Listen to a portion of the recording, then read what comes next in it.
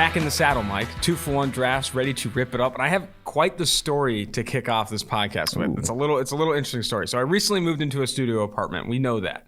I got a new TV, a 65-inch banger. Got it mounted on the wall last night. And normally, I just habitually watch The Office. There's Office fans. One of those guys. There's Office fans that have seen every episode. Yeah. There's Office fans that watch every season 50 times, that discount the last 2 seasons when Michael leaves. And then there's me, who watches every single season, habitually every single day. I usually do that. However, with the 65-inch TV, I decided to put on something new. I've been wanting to watch this movie on Netflix that looks like a mind bang. It's just insane. It's called I'm Thinking of Leaving Things. And it is honestly the most insane, weirdest movie I've ever seen in my entire life. I still don't know what I just watched. I think it's one of those movies where everything you think is real is not real in the end, and it was actually all in some dude's head or something like that. But encouraging everyone who's listening. Spoiler alert? No, well, dude, you turn on this movie and you think like one thing's true, and then every 10 minutes something changes. It is absolutely I'm Thinking of Ending Things? Bonkers. I'm Thinking of Ending Things is the name of the movie. It's on Netflix right now. Highly encourage you to watch it. If you are inebriated in any way,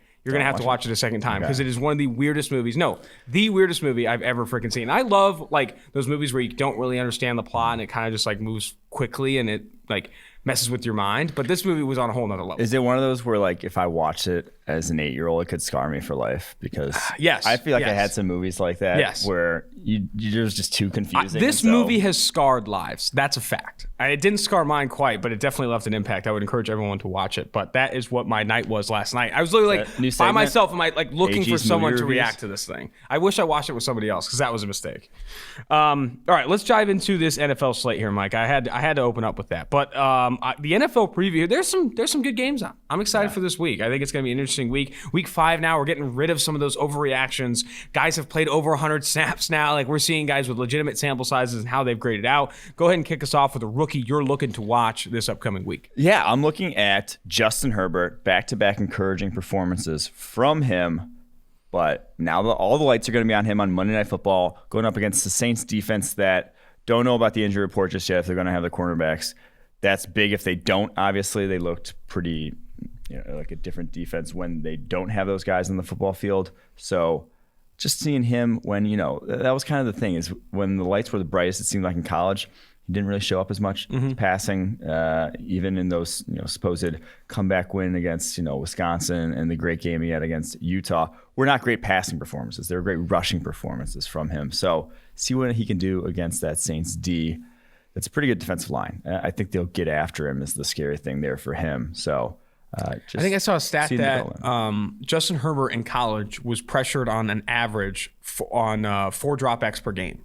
In the NFL, I think it's up over 12 dropbacks, 12 to 13 dropbacks per game. He is seeing a lot more pressure than he did previously, but he's throwing well under pressure. Like he's performed well under pressure, specifically throwing the deep ball. I'm interested to see the consistency because I don't think that where he's good right now is necessarily stable parts of the game, like from a clean pocket, consistently delivering throws 10 to 19 yards downfield with accuracy. Where he's thriving and why his grade is where it is right now is because he does have a handful of pretty deep balls, 1.5, 2.0 throws in PFF system. I'm interested to see the consistency. I want to see down-to-down consistency from Justin Herbert. I had a guy on a radio hit. The host asked me, you've seen 4 weeks now. Who would you rather have, Justin Herbert or Joe Burrow? And I said, Joe Burrow, by a mile. And he's like, no way. Are you serious? I was like, yes, I'm serious. Like he has shown way more consistency than what Justin Herbert has put out. And I know it's exciting to get after Justin Herbert and what he's done with the deep ball, but like I still don't think the stable components of his game are there yet. Well, that's the other thing. It's such a small sample still, even for both those guys. Yeah, both guys. Yeah, absolutely. But one had a ridiculous, one of the best college football season ever, and one was good, not great at Oregon. Like we've seen, you still need to lean on what we know from the past still, and not just. And I did in that answer. Yeah, and not just one good game. That's how. That's why a lot of people wanted to crown Drew Lock was because 2 or 3 good games last year. And then his first, game and a half this year, we're not good at all. Yeah.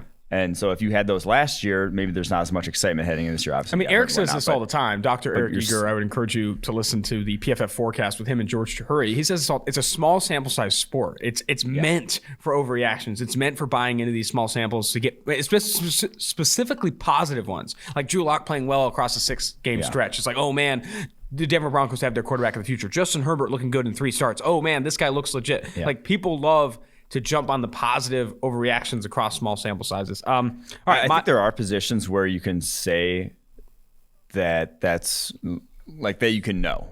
Like if an offensive lineman is not losing in pass protection, if you go up against Cameron Jordan, you shut out Cameron Jordan, you're like Tristan Wirfs, you can know that guy's going to be good. Or what he did against Joey Bosa. You don't accidentally do that. Like that. There's no way Tristan Wirfs is now going to be a below average tackle in the NFL. But Jared Dagey can earn a 96.7 grade in a single game against Western Kentucky, and you can't buy into him. I don't know who would do that. I don't know who would get on the Jared Dagey hype train, but that is something you just can't do. That's a fool's errand. Yeah. An NFL game I'm looking at, it's Tampa Bay Buccaneers going to Chicago to play the Bears. The Bears are 4.5 point dogs. There's two rookie matchups I'm looking at here. Jalen Johnson, I'd say the best rookie quarterback so far this year. One of the few guys that isn't getting toasted consistently. I know he got beat by Darnell Mooney on a nice little route this past week, but his teammate? Not Darnell Mooney. I can't believe I just said Darnell Mooney. Someone else on that team. I'm sorry about that. But Jalen Johnson did get beat. Was it T.Y. Hilton? Yeah, it might have been that. But Jalen Johnson's going to be going against Mike Evans this week, which I think will be a very interesting matchup for him. And then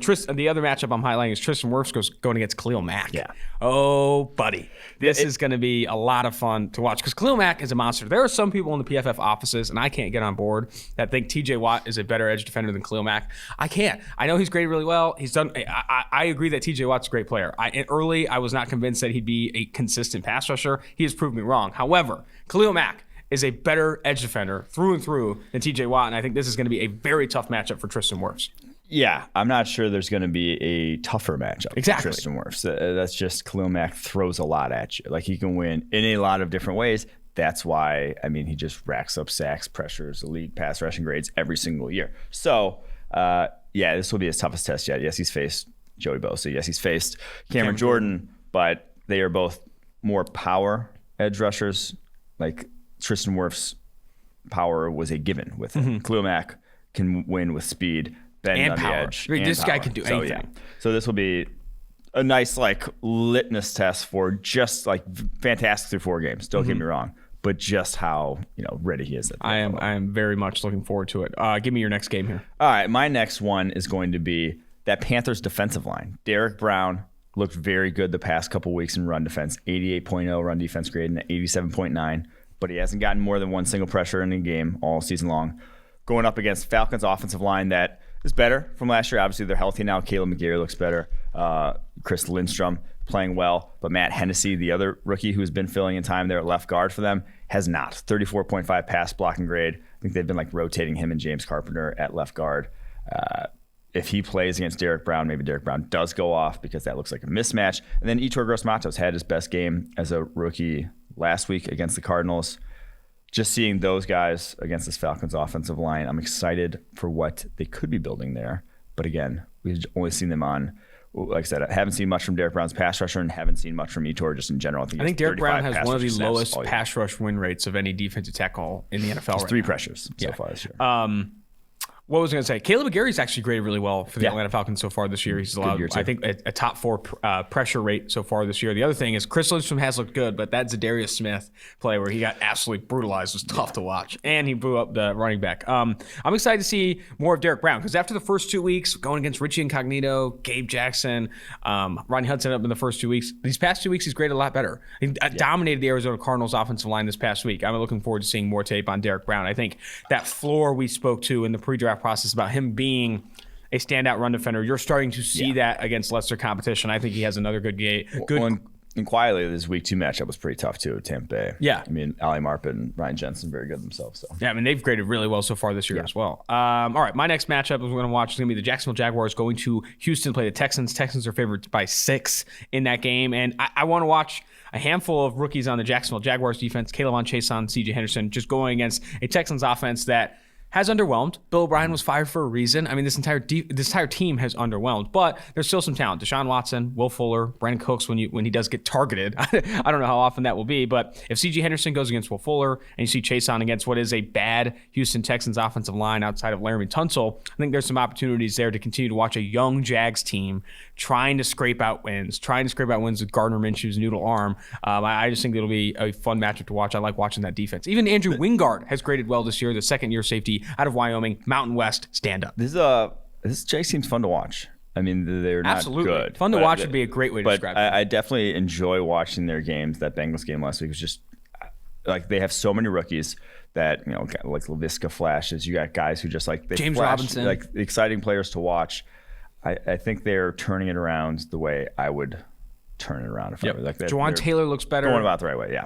They have a lot of young talent. And I think Miles Jack, too, the more I've been watching Jacksonville Jaguars game, is one of the more underrated linebackers in the NFL. I think, he's a little bit of a head case sometimes. You see some of the plays that he makes that are kind of like, you know, you're kind of scratching your head. But he is a very, very good off-ball linebacker in the NFL. Wasn't this like, didn't he have with his knee injury, it wasn't supposed to be like, oh, 4 years from now, just wait, it's going to be terrible. I think so. That was like the whole pre-draft thing why he fell to the second round, and now nothing. You never hear about it. He and Eric Kendricks on that UCLA team. That was talk about a team that was fun to watch. That defense was crazy. Both those linebackers moving side to side at elite speeds, playing really well. I need to do something about guys with like real, just like some research into guys who had like real red flags like that, where it's like, okay, they're dropping because of that. Frank Gore. What's just the rate of that then coming back to roost in terms of like that guy just doesn't play, and I'm not talking about who is the Lattimore. What's his first name? Markel? No. I don't remember what it was. The South Carolina running back. I know you're talking about. Split his leg in half and like had to have a serious recovery. Talking about guys who just like, oh, you know, like they have a meniscus tear from 2 years ago. It might come back to haunt them. I just want to know how many of those guys actually turn out, because like no one ever talks about that. Ever. No. I mean, Frank Gore dropped in the draft because he got a injuries. massive contract. Like he got a massive extension. Mm-hmm. Like if his knee was that bad, you wouldn't be getting an extension. I don't know. But yeah, that's interesting. All right, third game to watch here. My last one here, and it is, in my opinion, the story of the rookie class because all positions matter. Michael Onwenu, guard. Dude, he was beating New England up on Patriots. KC. He looks insane. He is so big. He was the third highest drafted Michigan interior offensive lineman. And he is the second highest graded guard in the NFL right now. He is a 92. Highest graded rookie overall. Highest grade rookie overall. 92.2 overall grade this past week. A 91.3 grade against Kansas City. No Chris Jones. That helps. But 2 pressures allowed all year on 103 pass blocking snaps. And this wasn't like Cam Newton play action every play, run heavy. Yeah. No, They were actually getting tested in pass protection this past week. 42 pass blocking snaps. Didn't allow a single pressure. He looks good. And I do wonder how much is him just being like, oh, shit, I fell to the 6th round because I was enormous in college. And like, and he'd be a great guy to get on the podcast, talking about that weight loss, talking about what's been different, because he looks different. His feet look different. Like he looks so much more comfortable at his current playing weight. Yeah, he's grading out better in the NFL than he did last year in college, which that just doesn't happen. You know, it comes back, and we've said this on the podcast before. The New England Patriots not only know how to scout offensive linemen, but they also do a really good job of developing offensive linemen. What they've done was Isaiah Wynn, Joe Tooney, like they've done such a good job there. Dante Scarnecchia, is he still the offensive line coach? No, I thought he retired, but still, I still think they have the roots there in New England to get things done with the offensive linemen. Onwenu has been, he pulled around and made that big blow up block. I know he kind of tabletopped the guy. The pancake wasn't clean, but still, him just coming around on the pole, I'm not ready for that. Okay, I'm not ready for that kind of damage. Yeah, and that's the other thing is like it doesn't look like a fluke. No, like there's no reps where like he's actually just manhandling guys. He's left and right. Damian Lewis, the Seattle Seahawks guard, the former LSU guard, the guy I really liked coming out. I think he's looked better than Damian Lewis significantly. Damian Lewis graded really well early in the season, had some really good blocks in the run game, but has really struggled in pass protection. Yeah, he's this guy in a phone booth, but these defensive tackles are beating him with speed, something we were concerned about. Everyone's more athletic in the NFL. I think it's always important to think about that. Yeah, so you don't see those just like very low graded reps from Onwenu on tape. So. All right, last game I'm looking at here, it's going to be Giants at Cowboys. Cowboys favored by 9.5. I think that number is stretched out to 10 in some places here. But Andrew Thomas has graded really poorly. I think he's allowed the highest pressure rate of any tackle in the NFL, maybe after Bobby Hart. And Trayvon Diggs is another guy that has really struggled in the NFL. He's making so many mental errors that you just don't expect from a guy from Nick Saban's system in Alabama. He's also getting toasted by faster wide receivers when he's playing press at the line. He's moving around in the slot and outside. He has allowed some of the highest yards allowed per coverage snap at outside corner, and he's allowed some of the highest yards per coverage snap in the slot. It has not been good for either of these guys. I'm hoping for them to bounce back. Andrew Thomas doesn't have necessarily a great matchup going against Alden Smith. Man. Alden Smith's probably going to do some damage to him. But Trayvon Diggs, is one of the worst receiving corps in the NFL. I'm sorry, but I was one of the first to say that Darius Slayton hype was way overblown. He is not a true separator. Like, he ran a really good vertical route tree this past year, beat some guys deep with his speed, but I'm not buying into him being. People were talking about Darius Slayton on the same tier as McLaurin, AJ Brown. Oh, no, what are you doing? Like, that's not what he was at Auburn, and I don't even think that's what he was in his breakout rookie season with the New York Giants. So Trayvon Diggs gets an easier slate here. I need to see some signs of life. In week 1, he didn't grade well, but at least he was at the catch point a couple times. In week 2, I saw some similar reps. Since then, it's been a disaster. I'd like to see him come back here because I was a big fan of Trayvon Diggs. Yeah. But if Trayvon Diggs continues to play like ass, I'm going to have to be completely off on athletic corners. I don't know if I can do it again. I can't buy into these guys again. These guys with big size, good in press, but if he doesn't touch you, he's going to you get toasted. I don't know if I can buy into these guys again. Yeah, and it's not just a Trayvon Diggs problem. That whole defense is a mess right now. So, yeah. The safety play has been atrocious. All right, NFL Greenline picks. I did not do well in my Greenline picks. I picked the Falcons plus 7.5, and they couldn't cover that number. The Falcons Stop picking the Falcons. I'm picking the Falcons again today. But the Falcons, I just don't understand. How are you not scheming Calvin Ridley targets in that game? He had 5 targets, 0 receptions. And everyone wants to jump out and say, Jair Alexander put on the clamps, but they played a ton of zone. Green Bay was in a ton of zone that entire way. Like, there were opportunities to find him the football or feed him the football. Julio Jones going out with a hamstring injury at half wasn't great, but I still think this offense has more talent than what they're scheming up offensively. It's a huge concern for me. I was really surprised by them not covering that 7.5 number. But either way, you kick us off. Who's your Greenline pick this week? I'll also say the Falcons defensively lost. Yeah. Like, that was not they were not completely outmanned. Like, Rodgers played well. Bob Tonyan scored 3 touchdowns against them. Yeah, Rodgers was throwing to wide open receivers more often than not. Aaron Jones wide open in the red zone. Yeah. Bob Tonyan got tackled, got back up, and was still wide open. Yeah, it was ugly.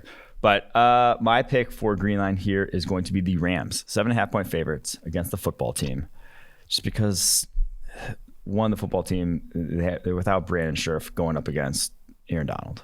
This one just seems like, yes, and I know. They're getting some plus play from their edge defenders there, too, from the Rams. For the Rams, Abukam and the other guy I'm missing. I just think going up against the Wesses at guard for the football team, not a recipe for success for Washington there. Even through that 7.5. Yes, okay. Even through that, because Rams are the ultimate front runners. They'll just pour it on you. Yeah. All right. My bet here is I'm getting back into the well here. I'm going back to Atlanta. Greenline has, I think, so NFL Greenline, which is a betting dashboard made available to all elite subscribers, has a pretty decent edge on Atlanta covering that -3 number against Carolina on the road.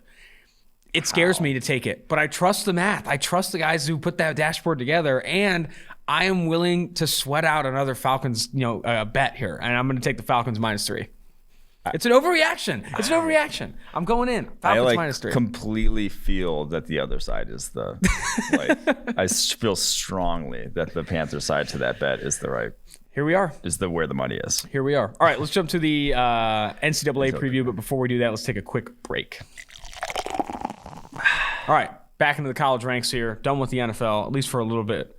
What are some matchups, some prospects you're watching this weekend? Yes, I'm going to go to that Missouri LSU game. 2 guys we've talked about a little bit to start this year. A couple breakout guys. Larry Borum, Missouri's right tackle, didn't allow pressure against Alabama. Last week against Tennessee, doesn't allow pressure again. Looking very good. Going up against Ali Gay, 11 pressures week 1 against Mississippi State, 4 against Vanderbilt this past week. Something's got to give. One of them's going to either allow a pressure or not get any pressures. That's how it has to go. Yep, I'm with you there. I'm always down for a little LSU. A reason to turn on the LSU game should be good. They haven't. I mean, Ali Gay's probably one of the guys that's really stood out for that team from a grading perspective so far this year, and going against Borum will be a good matchup. My first prospects to watch here. I don't know if it's going to be a great game. BYU's favored by 34.5 against UTSA, but I got to get in on this Mormon Manziel guy. I mean, you're hyping him up as a first-round talent. I got to watch. I'm going to watch Zach Wilson in that game, see what he does as a 34.5-point favorite. But the other guy I'm watching, too, is Brady Christensen. 6'6", 300-pound offensive tackle for BYU that is one of the highest-graded players in all of college football right now. A 94.7 overall grade, 94.2 in the run game. He is graded better every single year over the past 3 years. A 73.4 grade in 2018, 87.8 in 2019, and now up to a 94.7 across 186 snaps to start this season. BYU might have some talent here. I'm interested in watching both these guys. So we're talking about 2 things here. One, Zach Wilson kind of gets screwed by the COVID stuff because they don't play a real team all year. Yeah, they don't. but also they don't play a real team all year. They might sneak into the playoff. They haven't had a game closer than 31 points yet. They beat Navy by 52, beat Troy by 41, and then beat LA Tech this past week by 31. They got UTSA, Houston, Texas State, Western Kentucky, Boise State, which probably the one game to look forward to, North Alabama, San Diego State. North Alabama is a school. Yeah. I've never heard of that in my life. I think every state has all 4 directions as a school. That's not true. California does not have any of those. They don't have a north. There's no west, east, south, or north. Okay, well the West. You've Coast never been to the is a different West Coast. world, but everything in the Midwest has that. So they're likely to go undefeated with how good Zach Wilson is, how good that offensive line is. Did they backdoor in? Maybe. And also, I'm not going to shy away from it. And also, does anyone take Zach Wilson seriously as a prospect if he hasn't played a single defense worth a damn this past year? Do you think he comes back? I don't. I mean, it's very early on. Yeah, it is very early. But either way, give me your next prospect to watch here. My next prospect to watch is a guy who has underwhelmed a bit after I heard some rave reviews out of their coaching staff heading into camp. Jalen Phillips, the edge rusher from Miami, former #1 overall recruit. Wow. A 5-star, went to UCLA, did zilch all at UCLA, transfers to Miami, first year there, not been great, only a 67.3 pass rushing grade, got ejected last week against Florida State. Not being able to face the Florida State line probably hurts your grade because that was a feast. But he didn't have any pressures on 9 pass rushing snaps, and that one only 6 pressures all year in 3 games. Going up against Clemson, Jordan McFadden, their right tackle. That's another guy who's graded really well this year. He was graded really well. He's a redshirt sophomore, I want to say, maybe a true junior. I don't know how redshirts or juniors work. He's in his 3rd year there. But he's more of a guard. But he's only allowed 2 pressures all year long. So that'll be a good matchup to watch. I'm staying in that game. Nice. But I'm watching different guys. I'm watching Trevor Lawrence and De'Aaron King. Maybe a little more exciting. Maybe a little bit more exciting. With Trevor Lawrence, he's the highest graded player in football right now. And I feel like he's in that can't miss situation. Like you, about 6 to 8 beers in beer pong. Not in beer die because you're trash at beer die. Absolute garbage. But let's go there. Trevor Lawrence, I'm excited to watch him go against Miami defense. I think this is the closest spread Clemson has seen all year. 14 point. I'm surprised that it's only at 14.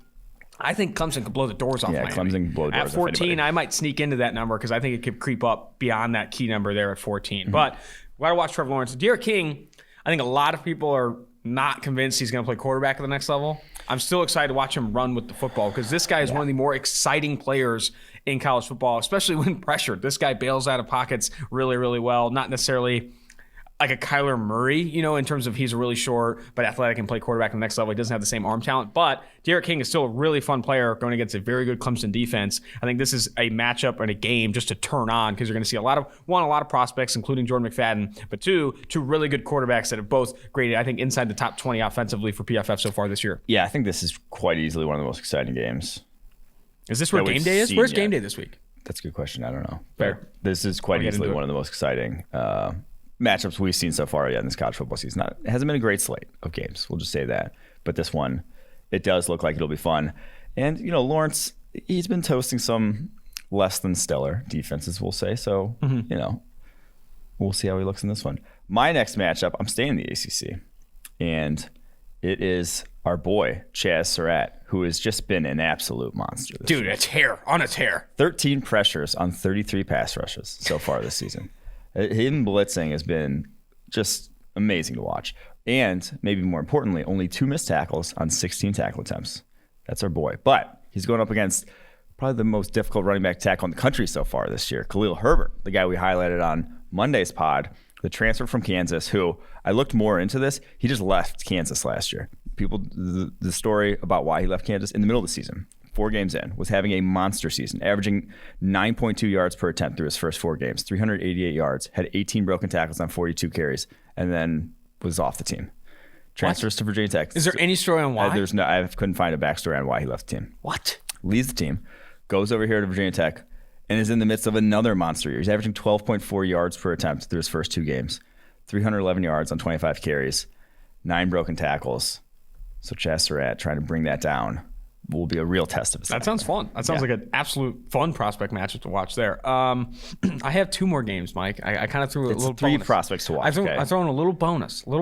I got Alabama. I want to watch Alabama receivers going against Ole Miss. Ole Miss 21-point dogs in this game.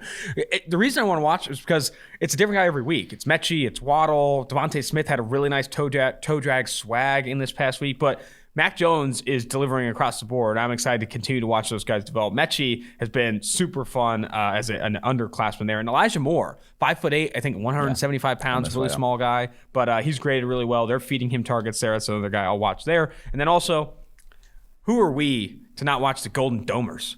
Florida State goes to, where the fuck is Notre Dame? South Bend, goes to South Bend. It's actually technically Notre Dame, Indiana. But. Oh, okay. Whatever, man. Notre Dame are 21-point favorites against Florida State. But what I'm looking for in this game, Asante Samuel Jr., a top 20 player, according to PFF grade on the defensive side of the ball. He had a really nice pick this past week. And then any signs of life from the rest of the prospects that we highlighted before the season. Corey Durden, Marvin Wilson. Like, these guys have not... Kando. Yeah, Josh Kando. You have not seen... Tamoreon Terry. You have not seen these guys live up to that hype. And it's a real concern if you're wearing a Florida State jersey and trying to go into the draft, because I have not seen a ton of talent across the board, a ton of highlight reels, plays from that Florida State team. And then on the other side, 2 offensive linemen grading really well for Notre Dame, Liam Eichenberg and Jarrett Patterson. Yep. And then that's good O-line. A sneaky tight end. I'd say best O-line in the country. Best O-line in the country. Tommy Tremble, who I think has some juice. I think he's not on the same blocker too. He's not in the same tier as Kyle Pitts and Brevin Jordan, or even Pat Freiermuth. But I do like Tommy Tremble as a name to watch for the next few weeks, because I think that he is getting fed the ball. He's going to have a decent amount of targets, and like you said, blocking well as well. So Alabama at Ole Miss, Florida State at Notre Dame, some good prospects to watch in both of those games. Excited for that. Yeah, they've been using Tremble kind of as some H-back stuff, and they put him at fullback, and he looks like he is a very willing blocker. Capable too, yeah. So. NCAA Greenline picks here. This past week, I might tune into that one. You should tune into that one. I think you should watch that game. Last week, where did I end up for NCAA Greenline last week? I had the under in the Oklahoma-Iowa State game at 62 and a half. Unders. Unders and it goes to 67 with an Iowa State upset. That is just a bad beat. It's a bad beat, man. I did not expect Iowa State to be in that game as much as they were. This is the year over, so you should have known. I tried myself. To tell you. Go ahead and give me your pick this week. I'm gonna go with, and I hit last week. I'll just say it. I'll pump my tires here. Hit last week on that one, the NFL one. I gave you the Pats, which if Cam Newton plays, the Pats cover 7. Yeah, that's a wash. That's a wash. But it went off. All bookies gave money back on that game, I'm pretty sure. Well, I mean, because it got moved. So I know. Yeah. I'm going K-State +9 at TCU. I know TCU's looked better. Quarterback Duggan has looked good. They got that Duggan? Secondary. I think it's Dugan. I don't know, actually. That was a joke. But K-State has a very good offensive line every single year. TCU does not have a good D-line this year. Lost Ross Blacklock. He was pretty much their D-line last year. They don't have much going up front there. In K-State, the guy to highlight here, Wyatt Huber, edge rusher, pass rushing grade over 90 this year. He's like this 6'2", 270-pound like block on the edge. Uses his hands really well. Not much as like a real NFL prospect, but like one of those guys who's just electric in college, just can take over games. I don't think TCU covers 9 with that offense. I don't see it. Give me K-State +9. The guy to highlight is not that guy, Wyatt Huber. It is Deuce Vaughn. Are you kidding me? Okay, Deuce Vaughn is a true freshman back, 5'5", 168 pounds. So our director of analytics, or I don't know his official title, Ben Stockwell, the guy who like manages all of our NFL grades, like the guy who's been with PFF since Nam, has highlighted Deuce Vaughn in my DMs on Slack every single week. 5'5", 168 pounds, has an 84.7 grade so far this year, makes plays every single week. He's a highlight reel. He's a lot of fun to watch. I mean, hashtag fun to watch. He wears number 22, 5'5", 168 pounds. And if you're listed at 5'5", 168, you know you're sneaking in around 5'4.5", and probably like closer to 150. Like, that is just insane to me that this guy's even on a football field and still he's making plays. If you're watching Kansas State, you're watching Deuce Vaughn. That's just facts. My Greenline pick this week, I'm taking Oklahoma -2 and the money line against Texas. I think Oklahoma wins this game. And the money line. Greenline has an edge on both. NCAA win by 1. NCAA has an edge on both the money lines at certain prices. So Oklahoma -2 and the money line. I think they beat Texas badly here. Spencer Rattler, I know, a little bit of an overreaction to that Iowa State upset. I think Spencer Rattler's a better quarterback, and he's only gotten he's only been given 2 points. I think he's a better quarterback than that. Yeah, I don't think as much as I picked them to go to the playoff preseason, I don't think Texas is that great. Yeah. That they just at least defensively, so I can get on board with that for sure. All right. While we normally end the podcast here after the NCAA Greenline picks, we're introducing a new segment, and I don't know the name of it yet. We're still thinking about it. We always need to tie it to some alcohol-related or bar-related segment here. But what we're going to do moving forward on the Monday podcast, we'll announce. Leave a 5-star review. You can also do it now. Leave a 5-star review with the name of a player that we haven't talked about, whether it's a rookie, prospect, whatever it may be. Leave a 5-star review with the name of that player, and we're going to look at his tape, look at his grades, and see what we can get out of those guys. So this week, 3 reviews, 4 names. Let's get into it, starting with Savon Scarver. Not a lot to like about this guy. I mean, this was a tough one. I did not see a lot of talent from Scarver. Yeah, so he's a return man is like his claim to fame. 5, I believe, return touchdowns in his career for Utah State, but only 247 receiving yards this past year. Truthfully, bad ball skills. Like, I'm not sure you're ever going to, even like as a gadget player, really want this guy in the field. He had 6 drops on 30 opportunities this past year, 13 on 58 possible catches for his career. And he went 0 for 9 in contested situations. That's bad. It's like doesn't attack the ball great. And like I said, so 271 yards this past year is dynamic after the catch. You see that. But I don't think he's not to the level of for sure not like a Rondale Moore, but like he's not to the level of where he's so good that I'm going to need to get him on the field or just find a way to get the ball in his hands. Maybe his best bet, running back. He's 5'11", 185, like 10 to 15 more pounds. I think you could be a legit running back. That is what I would do with him. But even a running back with those type of ball skills aren't great. Yeah. Also, in addition to that, if you're going to be like this kick returner, gadget player, and only averaging 4.3 yards after the catch before the 2020 season, he's only forced 6 missed tackles that year as well. He's only forced 6 tackles. He's only forced 6 missed tackles in his career at Utah State, and he's had 45 receptions from 86 targets. Not a lot to cling to for Savon Scarver, but we appreciate the review. All right. Here we go. Give it to you straight. We're not going to sugarcoat it. Yeah, we're not going to sugarcoat it. Trey McBride and Warren Jackson. Warren Jackson, I actually really like. Warren Jackson's graded well for PFF for a while now. Yeah. I think Warren Jackson is a name to watch for sure. I actually like McBride better. But really? Warren Jackson, he's 6'6", 219. The 219 number seems a little, like just looking at him, he's skinny as can be. And he's not particularly explosive and like not even just like, usually when guys are taller, when they get full speed, they can like run by guys. Like Mike Evans ran a 4.5 something. But he can get by you. But once he's up to full speed, he can run by you. I didn't see that really with Warren Jackson. His long speed, shall we say, is not great either. The good part about him is great body control for a guy that size, like big catch radius. And even though he is kind of skinny, he tries to get physical. Like he wants to, push off, wants to get a little subtle, like into your body and then separate that way. So those are good things. Gonna need to see him against a better competition though to like buy in, because I just those are not the type of receivers that I'm going to get excited about. Is the guy who is going to win with their catch radius, that sort of thing. So Trey McBride, on the other hand, I'm a fan of. He was entered the transfer portal, then changed his mind, and then might be playing this year. I don't know. Mount West, I think, is playing this year, but I think it's only like 6 games. Yeah. So he's 6'4", 260, and I think he's going to be a true junior this year. So he's still young. I'd be surprised if he comes out as a true junior after 6 games. Especially playing at Colorado State. You need as many games as you can get. And so, but I'm a fan of his because he reminds me of Dallas Goedert. He kind of like shuffles the way he runs, but he also like is very good after the catch and very kind of quick in the short area for a guy that size, which is a good thing. When you're 260 pounds, if you're quick in short area, it's a difficult guy to tackle. So he broke 6 tackles, I believe, last season.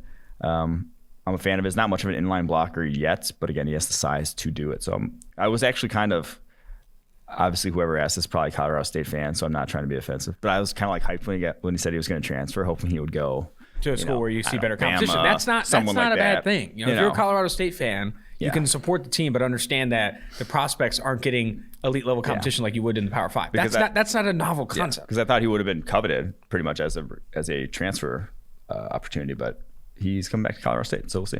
All right, last guy we'll look at here is the Kentucky offensive tackle, Darian Kennard, 6'5", 345. You see him more as a guard maybe at the next level, but he's graded well. In 2019, an 89.2 overall grade across 706 snaps, and so far this year, an 80.8 overall grade for Kentucky has looked good, specifically in pass protection. Where are you at with Kennard? Yeah, so he's a powerful dude, only a true junior. So no lock to come out, but I do think, hey, thanks for that. Sorry about that.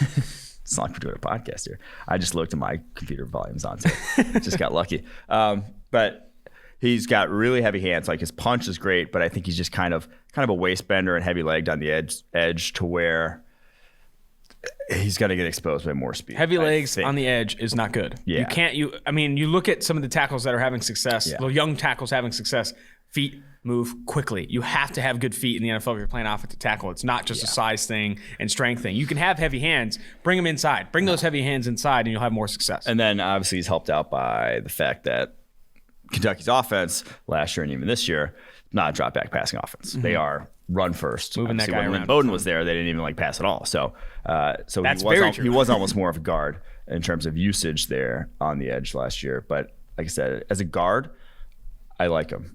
Probably mid-rounder as a guard at this point. But again, as a junior, unless you're elite, usually guys just don't come out as a true junior. So I think you'll be there again 2021.